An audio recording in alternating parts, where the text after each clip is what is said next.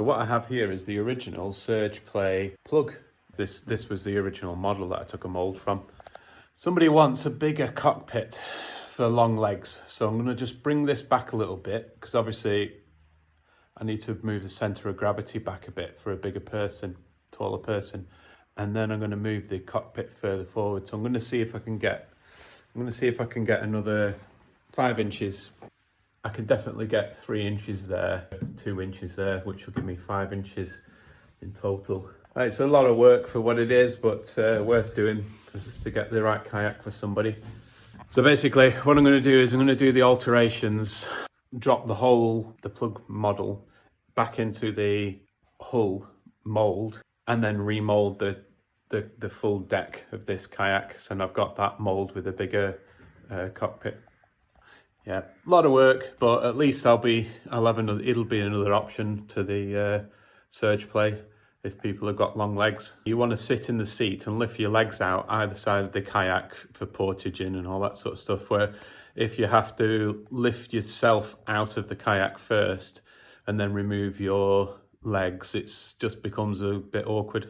So this is my task.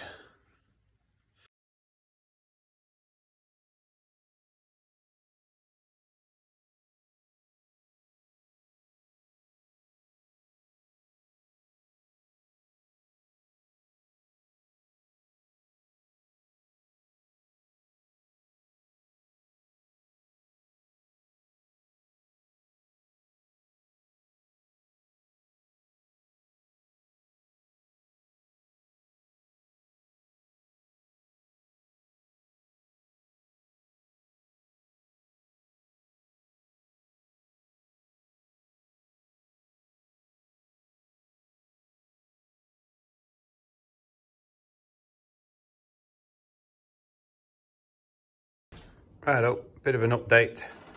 I've yet to fiberglass this. Remember, this is just a model. I'm just taking the mold off of this, but I've just been making the adjustments I needed to do. So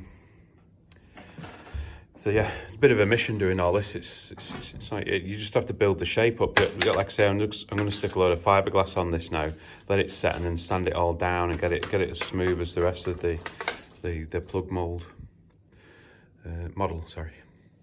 But I've got all my measurements right now, and I've got a nice upstand to start fiberglassing. But anyway, let's get back to this. So by the time I put the fiberglass on there, I reckon I'll have about 970 mil, something like that.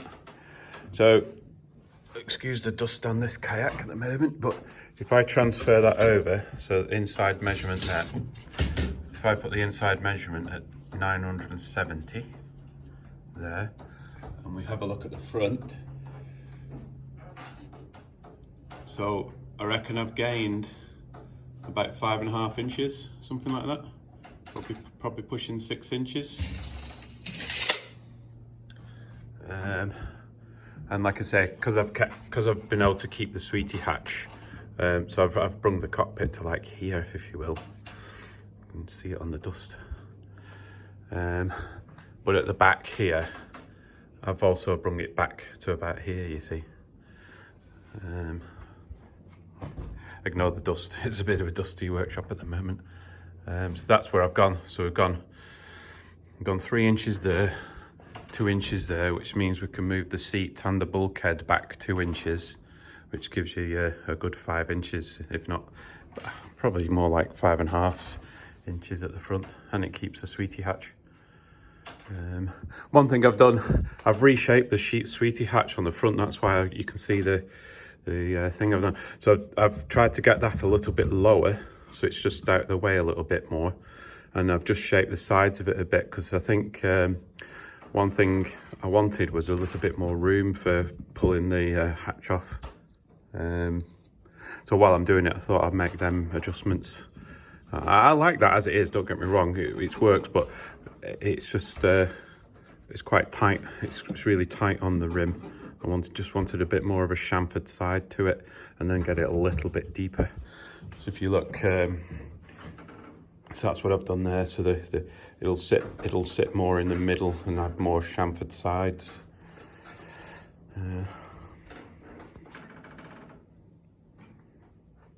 But it's looking good though.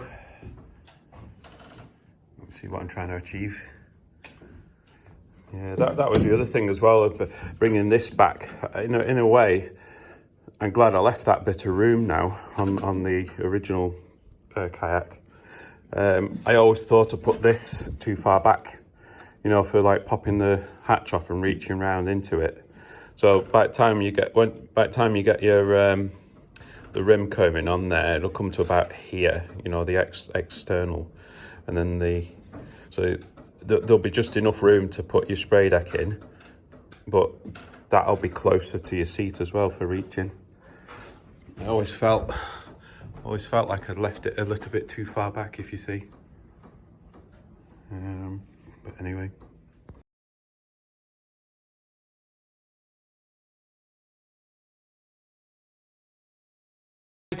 Update. I've done the upside stand now. I'm just waxing it up now to take a mould from it. It's all nice and shiny and all shaped up. It looks a bit of a mess because this is just the plug mould. It's all full of filler and all sorts just to get the shape right and smooth. But once you take a mould off it, it kind of looks like that with a mould. If you see what I'm saying, that's off the Manta. But just as an example, so I'm gonna have to next. It'll be to remake this thing as well. But so this is the rim mold. So you can see there. So if I put it where it would be, just to show you the extra room we've got.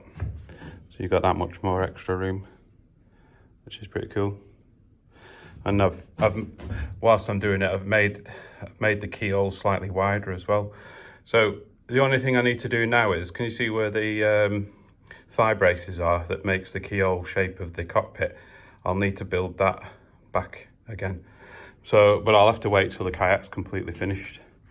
I could do it on this, but it might not be right, you know, with the thickness of the fiberglass and all that sort of stuff. So the best thing to do is get the kayak completely made, and then once I've got the finished cockpit rim combing, I'll then hand make the actual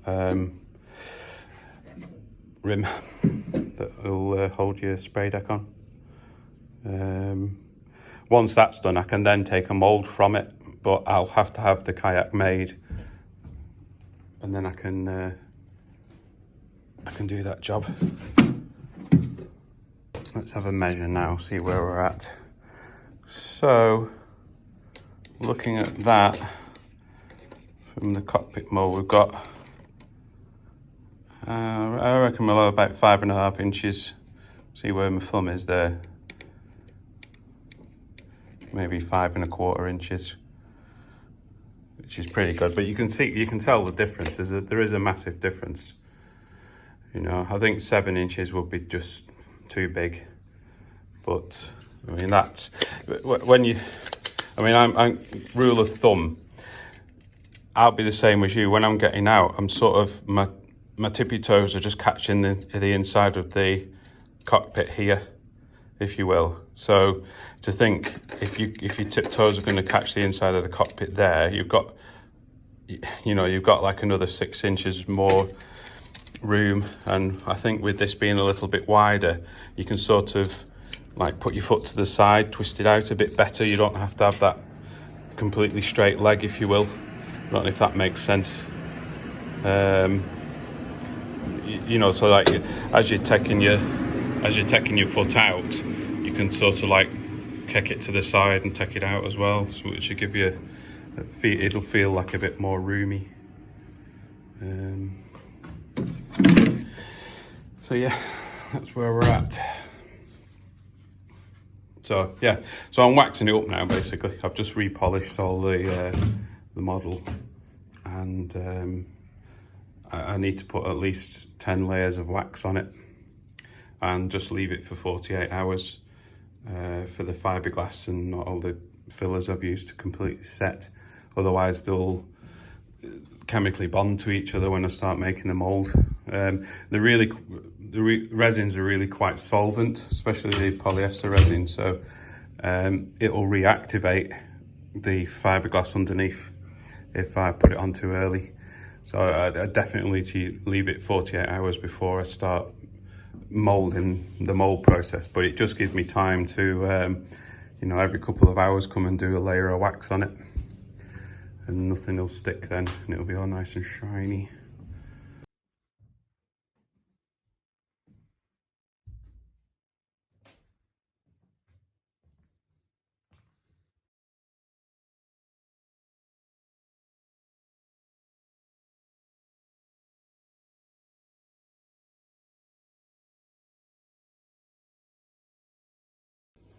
A little bit nervous of this now. It's make or break time.